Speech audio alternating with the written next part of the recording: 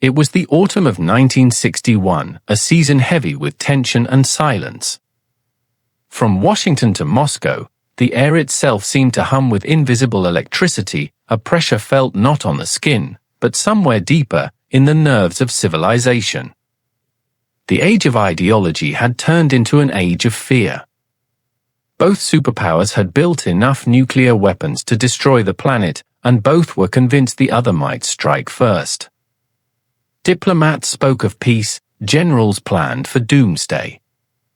In Moscow, the Soviet capital glowed beneath grey skies and endless propaganda banners.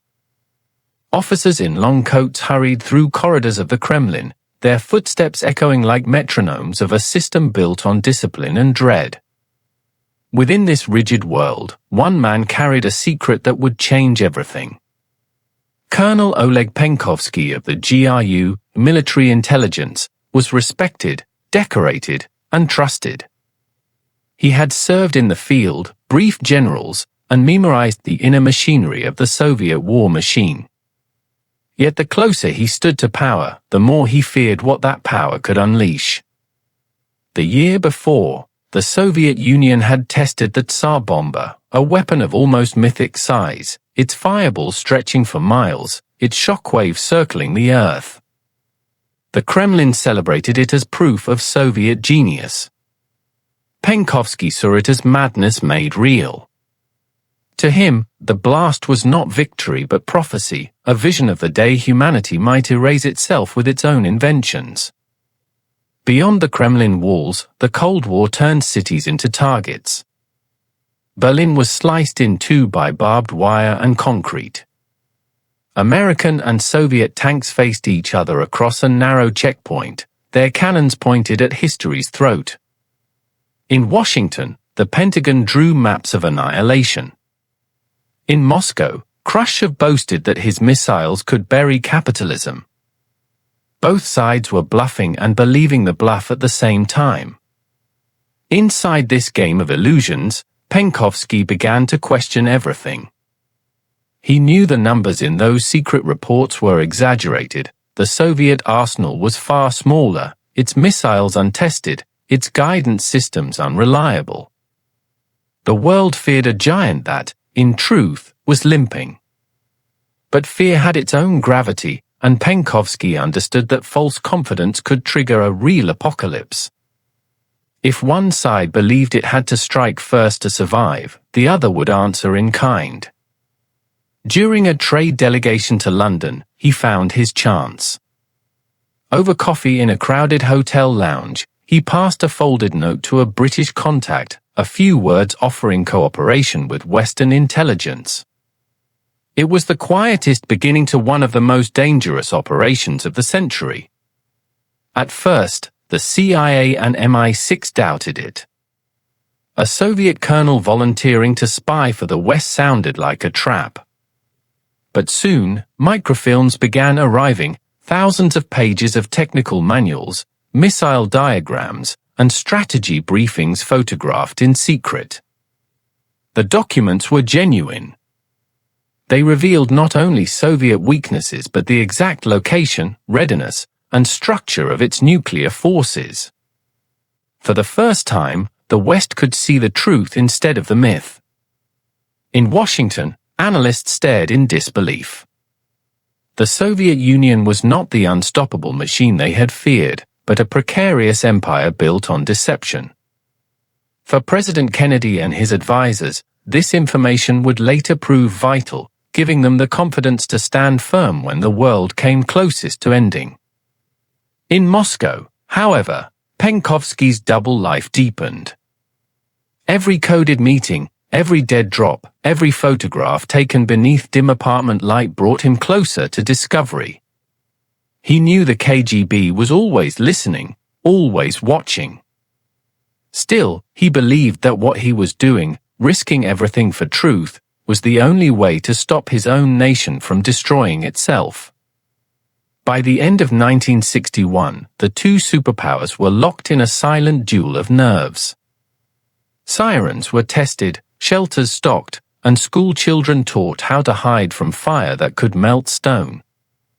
Penkovsky watched it all unfold with the calm of a man who understood too much. He knew that sooner or later, the crisis would come, and when it did, the secrets he had given might be the only barrier between mankind and the end of everything. By the winter of 1961, Moscow had settled into its ritual of cold precision. Frost covered the boulevards, soldiers marched beneath red flags, and loudspeakers poured out the same message day after day, that the Soviet Union was strong, united, and eternal. But behind the facades of loyalty, doubt was spreading like hairline cracks through stone. No one embodied that contradiction more completely than Colonel Oleg Penkovsky. He was a soldier's soldier, disciplined, immaculate, with medals polished to a mirror shine. His father had fought for the old Tsarist army. His loyalty to the Soviet state was supposed to redeem that lineage. Yet the more Penkovsky rose in rank, the more he saw that obedience had replaced competence, and ideology had replaced truth. Inside the GRU, fear was the only constant. Every meeting might be recorded, every superior might be watching for signs of weakness. And still, Penkovsky dared to believe that a single man could make a difference. He began quietly, almost recklessly. During a Soviet trade delegation to London, he slipped away from his handlers to meet with a British contact, Greville Wynne, an ordinary-looking businessman who was anything but ordinary. In the crowded hum of a hotel lounge, Penkovsky passed him a small envelope containing a handwritten note. The words were simple: he wished to offer his services to the West. It was a gesture bordering on suicide. If Wynne reported him to the wrong official, the KGB would arrest him before morning. Instead, the message made its way to MI6, and from there to Langley. Skepticism was immediate. The CIA had been burned before by elaborate Soviet traps. But within weeks, evidence began to flow: grainy photographs, microfilms, pages of technical data on missile designs and nuclear readiness protocols. Everything was authentic. Penkovsky had access to the Soviet Union's deepest military secrets, and he was willing to share them all. For months, his trade missions and official duties provided cover for a covert life. He met his handlers in parks and cafes, handed off rolls of film hidden inside matchboxes, and memorized drop locations in alleys near the Arbor. To communicate, he used pre-arranged signals: a chalk mark on a lamppost, a folded newspaper on a bench, a briefcase left behind for a stranger to collect. Each act was a thread in a web that, if tugged by the wrong hand, could end in a firing squad. His motivation was not money or revenge. Penkovsky's salary remained modest. His pleasures were simple. What drove him was conviction, a belief that the leadership in Moscow, blinded by pride, would someday push the world to the brink of destruction. He once told his British handlers that he wanted his children to live in a world that wakes up tomorrow. Those words would later appear in declassified transcripts, half erased by censors, but they carried the weight of a man who had seen the abyss and refused to look away. Throughout 1962, Penkovsky's intelligence reshaped Western understanding of Soviet power. His reports revealed that the vaunted intercontinental missile fleet was smaller and less reliable than Khrushchev claimed. Some weapons were prototypes, others stored without proper fueling systems. It was information that gave President Kennedy the confidence to confront the Soviets during the looming crisis in Cuba, to hold his ground knowing the balance was not as equal as it seemed. But every revelation increased the danger. The KGB had begun to notice small irregularities, unexplained absences, inconsistent travel logs, whispers from informants who had seen Penkovsky meeting foreigners too often. Counterintelligence units started tightening surveillance around GRU officers. Phones were tapped, letters opened, and friends turned cautious. Still, Penkovsky pressed on. He continued to photograph documents late into the night, the click of his Minix camera barely audible beneath the hum of his apartment's radiator.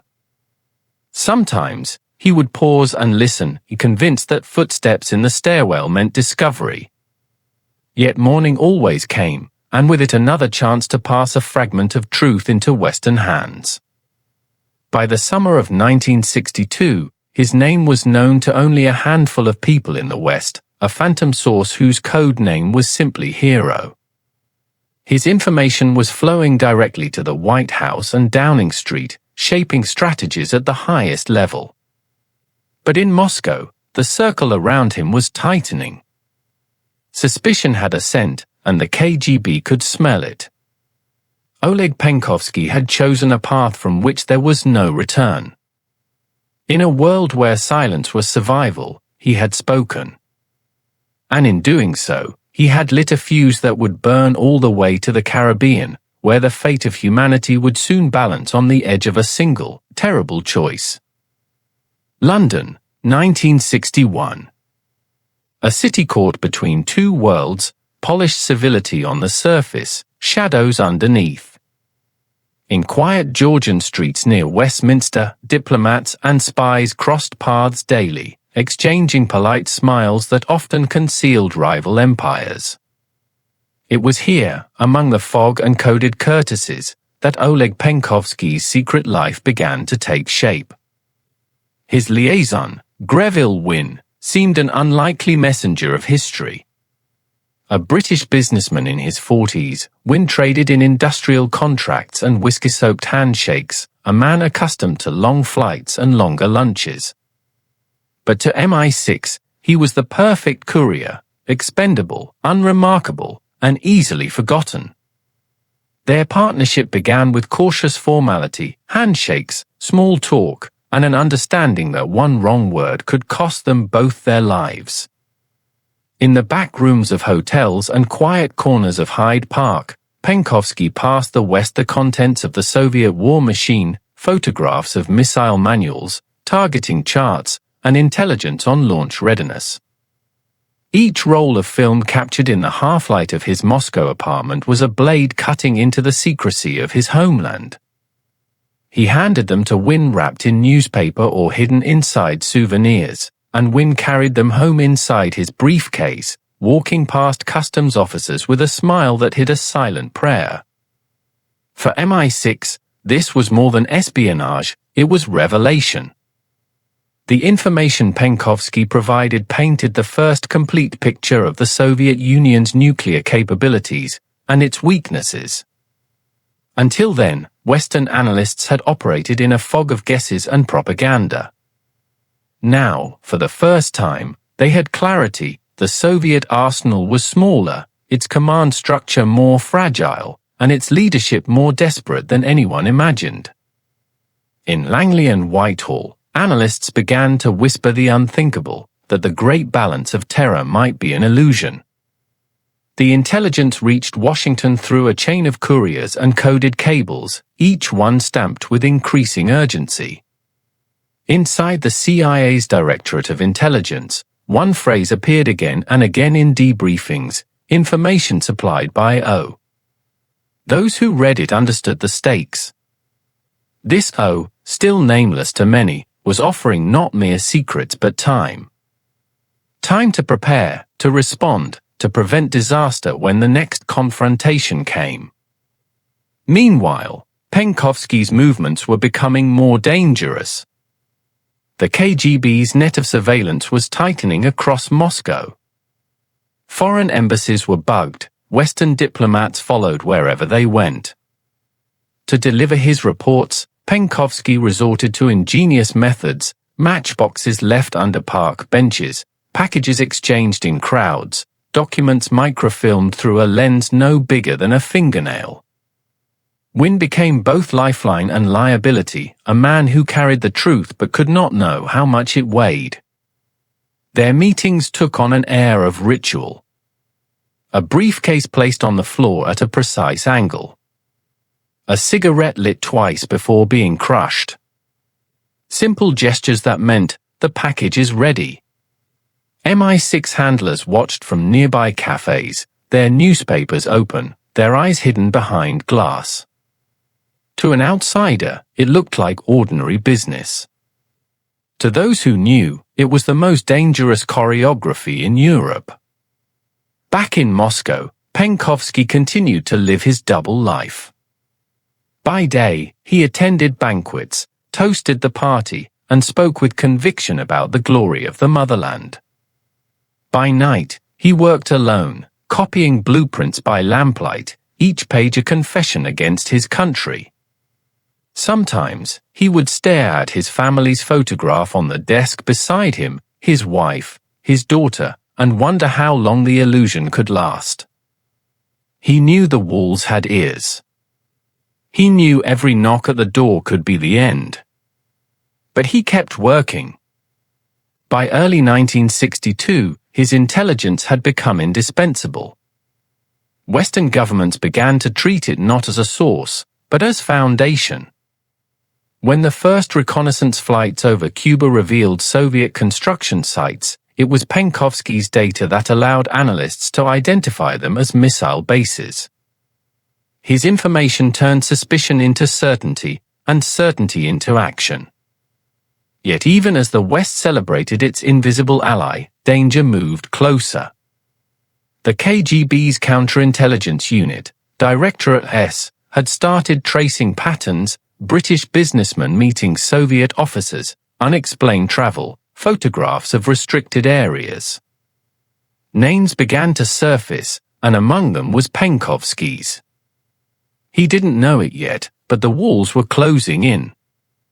In London, Wynne was warned to suspend contact, but the machine of espionage had already gathered too much momentum to stop. The files kept coming, the couriers kept flying, and history kept moving toward its next collision. Two men, a colonel and a salesman, had managed to outwit an empire. But their success had made them too visible. And in the Kremlin, suspicion had turned into certainty. The hunt for the spy had begun. The summer of 1962 arrived heavy and uncertain. Across the world, diplomats smiled for the cameras, but their eyes betrayed exhaustion. Every meeting between East and West seemed to end with the same empty words: peace, stability, coexistence, spoken more out of fear than hope. In the quiet offices of intelligence agencies, however, the tone was far less polite. There were signs of movement in the Caribbean, coded reports from ships sailing under false names, and whispers from field agents that the Soviet Union was building something on the island of Cuba, something vast and secret. The first photographs from American reconnaissance planes seemed inconclusive, long rectangular structures hidden under camouflage nets, columns of trucks, crates labeled as agricultural equipment. But in London and Langley, one man's notes turned uncertainty into alarm. Penkovsky had already described these patterns months before: shipments marked as farm machinery, crews speaking Russian, and a specific type of concrete foundation used only for missile installations. His reports were not speculation, they were blueprints. Inside the CIA's analysis rooms, the realization spread like a chill through steel corridors. Penkovsky's intelligence was not just accurate, it was prophetic. The files he had delivered over the previous year contained exact specifications for the R-12 and UP-14 medium-range ballistic missiles, including their length, fuel systems, and distinctive launch site layouts. When analysts overlaid his diagrams on the new aerial images of Cuba, the match was perfect. The Soviets were placing nuclear missiles just 90 miles from American shores. In Washington, President Kennedy's inner circle gathered in tense silence. Every option seemed catastrophic. A strike might destroy the launch sites but could trigger retaliation in Europe. A blockade could buy time but risk humiliation. Within that paralysis, Penkovsky's intelligence offered clarity. His document showed that the missiles were not yet operational, the fuel systems incomplete, the crews still untrained. There was a narrow window, perhaps 2 weeks, before they could be armed and ready. It was the sliver of time that made diplomacy possible. While the world saw calm, inside Moscow the atmosphere thickened with paranoia. Khrushchev's gamble to install nuclear weapons in Cuba was meant to force the West into recognizing Soviet power. Few in his circle understood how much the West already knew. Penkovsky's reports had reached the highest levels of Western command, decoded and analyzed under conditions of absolute secrecy. He had become, unknowingly, the unseen voice inside the American war room. But even as his information guided the White House, his own world was collapsing. The KGB had begun cross-checking travel records, comparing surveillance logs, and interrogating contacts. Penkovsky's movements no longer aligned with his assignments. His access to classified files had drawn attention. Hidden microphones recorded fragments of phone conversations, and analysts noticed his growing nervousness, the subtle tremor in his voice, the pauses between words. In late October, as American naval vessels formed a blockade around Cuba, the standoff reached its peak. Across the Atlantic, Penkovsky sat alone in his apartment, listening to foreign broadcasts on a smuggled transistor radio. He knew that if the wrong order was given, the world would end in less than an hour. And somewhere within the chain of decisions unfolding in Washington and Moscow, his stolen photographs and copied reports were shaping choices no one would ever credit him for. In the end, the crisis ended not with fire, but with compromise. Kennedy and Khrushchev reached an agreement that pulled the missiles out of Cuba and ended the deadlock. To the public, it was a triumph of diplomacy. But behind the curtain, those who saw the classified briefings understood the truth. The West had held its ground because it had known the enemy's limits in detail.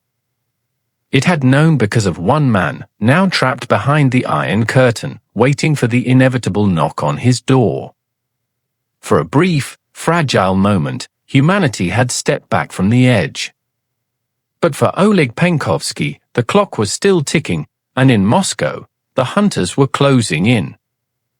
October 1962, 13 days that changed the world. In Washington, the air felt heavy, the city holding its breath beneath the crisp blue skies of autumn. Inside the White House, corridors once filled with polite conversation now echoed with hurried footsteps and whispered debates. Men who smiled easily a month before now spoke in measured tones, their faces pale under fluorescent light. At the heart of it all sat a single table, the nerve center of the planet, where President John F. Kennedy and his advisors pored over grainy photographs of missile silos under construction in Cuba. Each black and white image represented a possible end to civilization. The evidence was undeniable. Soviet nuclear missiles, capable of striking nearly every major U.S. city, were being assembled 90 miles off the coast of Florida. The discovery had turned the Cold War from abstract fear into immediate reality.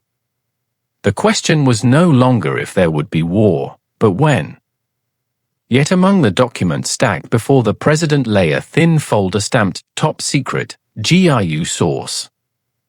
Inside were Penkovsky's reports, now elevated from intelligence to lifeline. His detailed notes on Soviet launch procedures, fueling times, and command hierarchies gave the United States something it had never possessed before, a clear understanding of how the enemy would act in crisis. Those pages became the invisible voice in every discussion of the ExComm, the executive committee tasked with navigating the standoff. When Kennedy asked how long it would take the Soviets to arm their missiles, analysts quoted Penkovsky's data, at least 24 hours, possibly longer if the crews are new. When generals urged an immediate airstrike, the president countered with the same information, they're not ready yet. We still have time.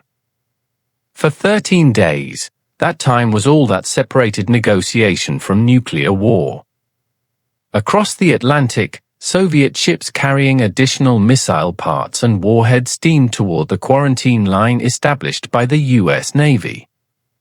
On radar screens, the distance between fleets shrank mile by mile.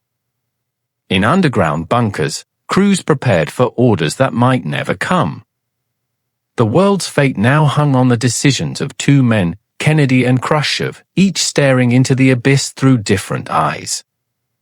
Kennedy's strategy was one of measured firmness. He ordered a naval blockade, refusing to call it a blockade in public to avoid framing it as an act of war. He opened back channels through the United Nations and trusted his brother Robert to maintain direct contact with Soviet diplomats. Behind every word of those exchanges lay the quiet influence of Penkovsky's intelligence. The CIA knew the real numbers, the true readiness, and the exact deployment of Soviet forces. The president could afford patience because, for once, he understood what the other side could and could not do. In Moscow, Nikita Khrushchev was losing control of his own gamble. His generals demanded retaliation, his advisers feared humiliation, and his people knew nothing of the crisis playing out beyond the newspapers' triumphant headlines. Within the Politburo, the argument was not whether to fight, but whether they could stop the chain reaction once it began. Khrushchev, brash and proud, realized too late that his intelligence services had underestimated both American surveillance and American resolve. For 7 days, the world stood seconds from disaster. On October 27th, Black Saturday, a U-2 reconnaissance plane was shot down over Cuba, and Soviet anti-aircraft units went to full alert. In Washington, Kennedy's military chiefs demanded retaliation. Missiles were armed, bombers fueled. One misstep, one misunderstood order, and cities would vanish in light. Yet Kennedy held the line. He refused to strike, believing, based on Penkovsky's intelligence, that the Soviets would not launch first unless cornered. He was right. The next morning, a message arrived from Moscow, hesitant and desperate. Khrushchev agreed to withdraw the missiles in exchange for America's public promise not to invade Cuba and the quiet removal of U.S. missiles from Turkey. The deal was accepted. The world exhaled. The headlines would call it Kennedy's triumph, a victory of nerves and diplomacy. But inside the classified archives, a smaller truth was written, that without the intelligence of one man buried inside the Soviet system, the president might never have known how close he could stand to the fire without burning. For the millions who never knew his name, peace had been preserved by a ghost, a colonel who had traded his life for 13 days of clarity that saved the world. In the aftermath of the Cuban Missile Crisis, the world celebrated peace. Newspapers declared victory, leaders claimed wisdom, and diplomats congratulated themselves on their restraint. Yet behind the curtain, the price of that peace was already being paid, quietly, ruthlessly, and far from the cameras. In Moscow, Colonel Oleg Penkovsky's time had run out. The KGB had been watching him for months. What began as faint suspicion, a pattern of unexplained absences, inconsistencies in travel records, had grown into obsession. Directorate 2, the counterintelligence branch, had devoted entire teams to tracing his movements. His name appeared on surveillance logs, then on internal reports marked under observation. Each day, invisible threads drew tighter around him. Penkovsky sensed it long before the evidence appeared. His meetings with foreign handlers became shorter, riskier. Rendezvous points were changed at the last minute, codes rewritten. The air in his apartment felt heavier, the silence between knocks at the door seemed to stretch forever. He had lived with fear for so long that it no longer felt like fear, only inevitability. After the Cuban crisis, the West had slowed communication with him. He did not know it, but his value to Langley and MI6 had already peaked. His intelligence had helped Kennedy navigate the most dangerous standoff in history, but now his usefulness was shadowed by danger. Too much contact would expose him, too little would leave him isolated. For Penkovsky, isolation was worse. The silence from his allies sounded like abandonment. In April 1963, the trap finally closed. It began, as such things often did, with a small mistake, a courier caught in routine surveillance, a message intercepted, a tale that lingered one block too close. The KGB moved fast. When agents burst into his apartment, they found him mid-gesture, reaching for the telephone. On his desk lay coded notes, camera parts, and a stack of documents awaiting disposal. His wife was taken away for questioning, his daughter sent to relatives under pretext. Within hours, Penkovsky vanished into the labyrinth of Lubyanka prison. The investigation was meticulous and merciless. In underground cells lit by single bulbs, interrogators worked in shifts, alternating kindness with cruelty, questions with silence. Penkovsky endured them all without confession. He admitted his contacts, not his motives. He spoke of peace, not betrayal. To his captors, it made no difference. The verdict had been written before the trial began.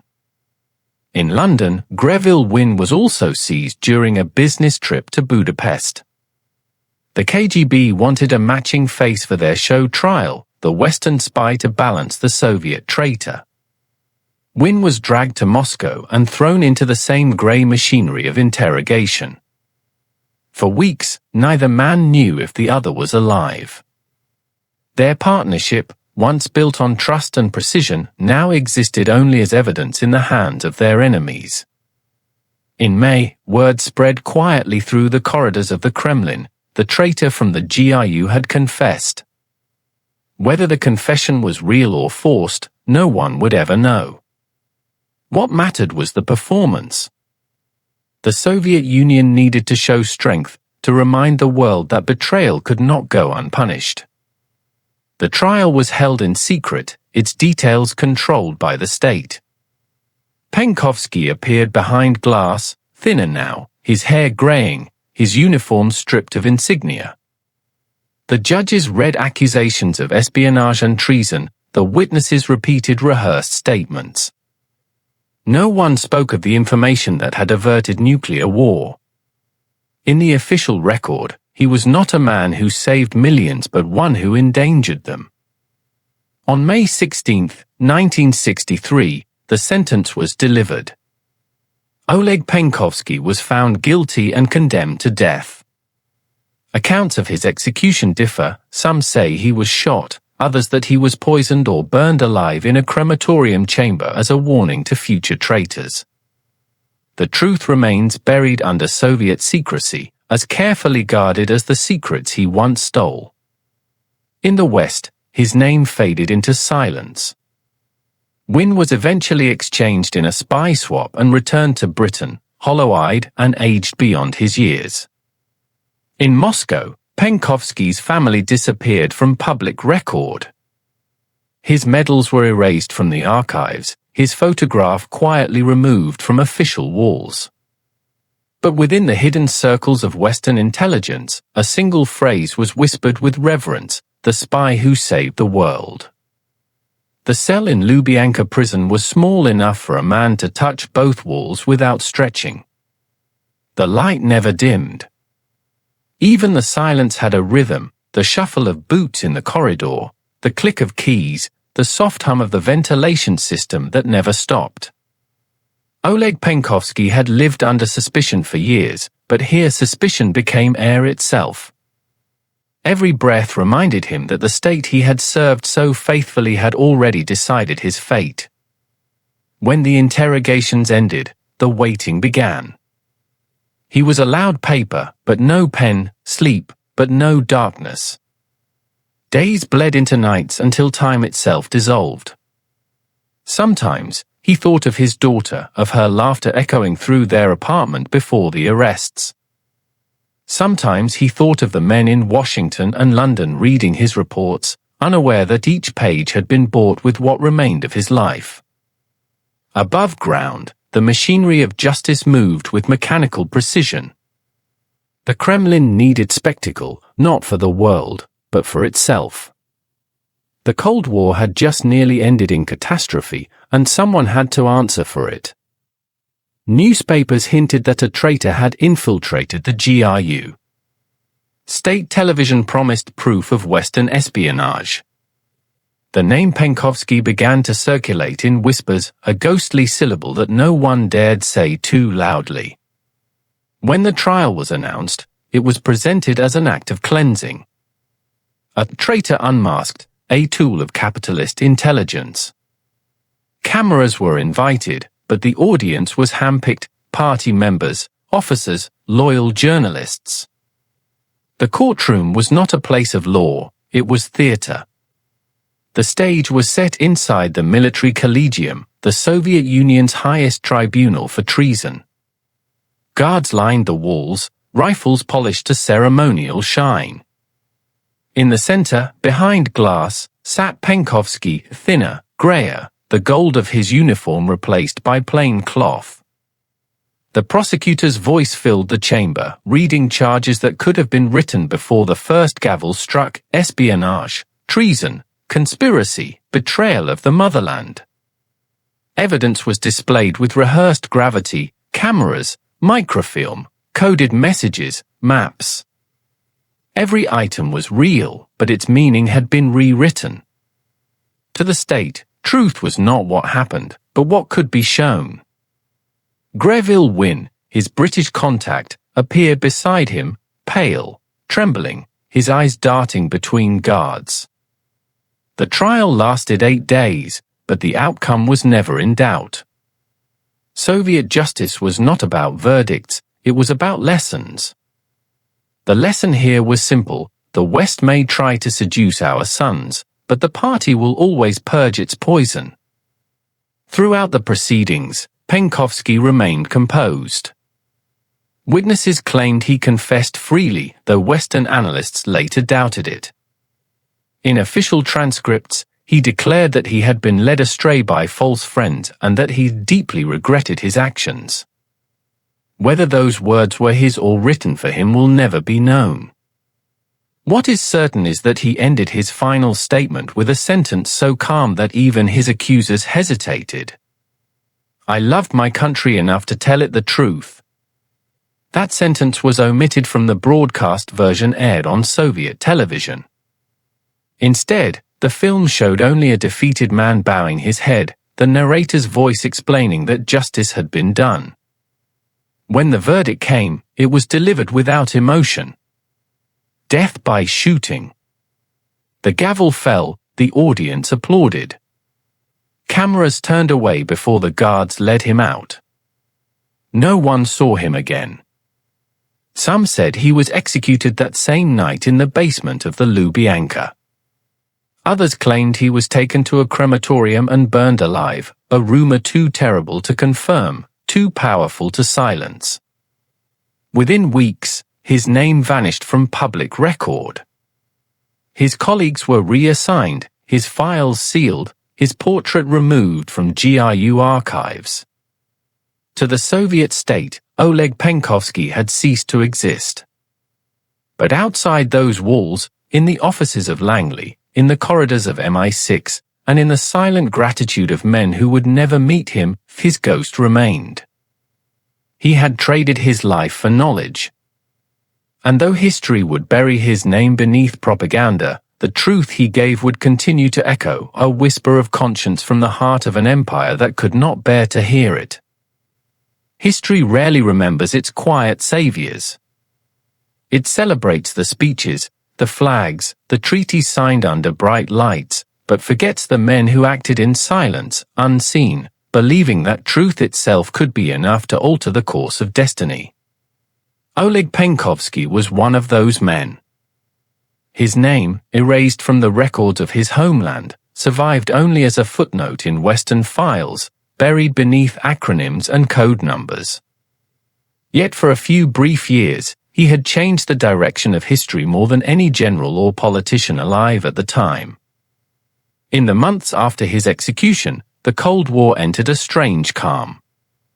The Cuban Missile Crisis had left both superpowers shaken, aware, for the first time, of how close they had come to extinction.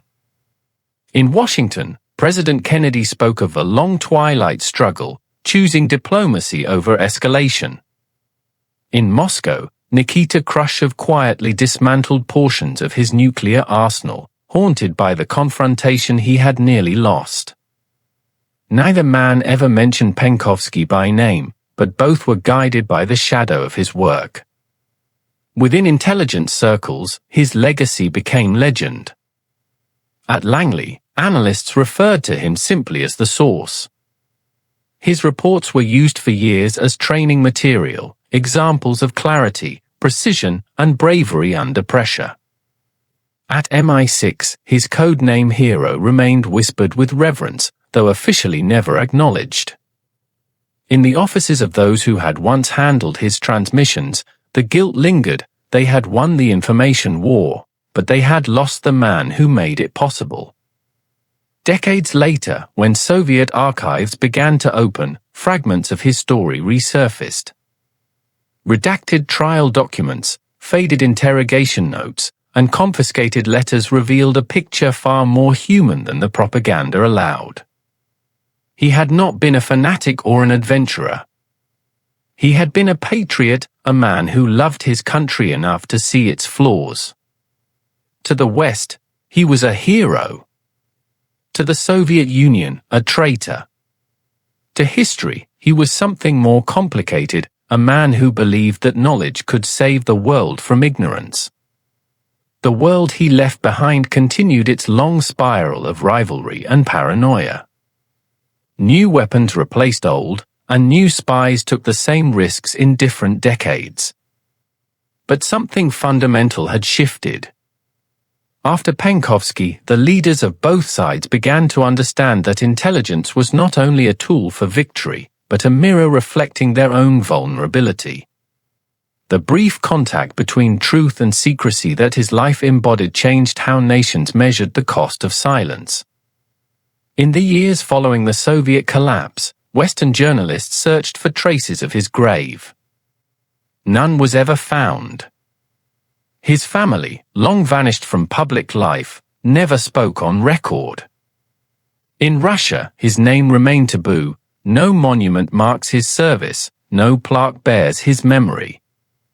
Yet his absence became its own kind of monument, proof that even in a system built on denial, truth has a way of leaving fingerprints on the future.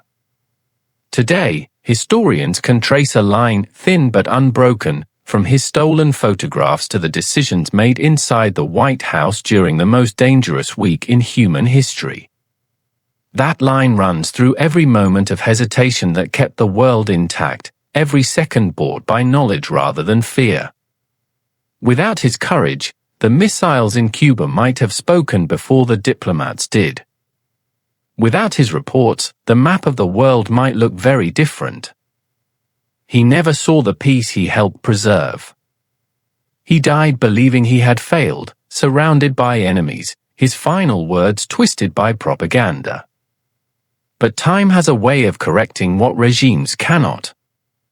In the quiet pages of declassified history, one truth endures: the world was not saved by might or by mercy, but by a man who believed that information, shared at the right moment, at the risk of everything, could keep humanity alive.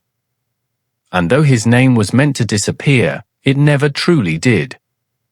Because somewhere, between the silence of Lubyanka and the sound of a world that never burned, Oleg Penkovsky still speaks, not in voice, but in the fragile peace that followed.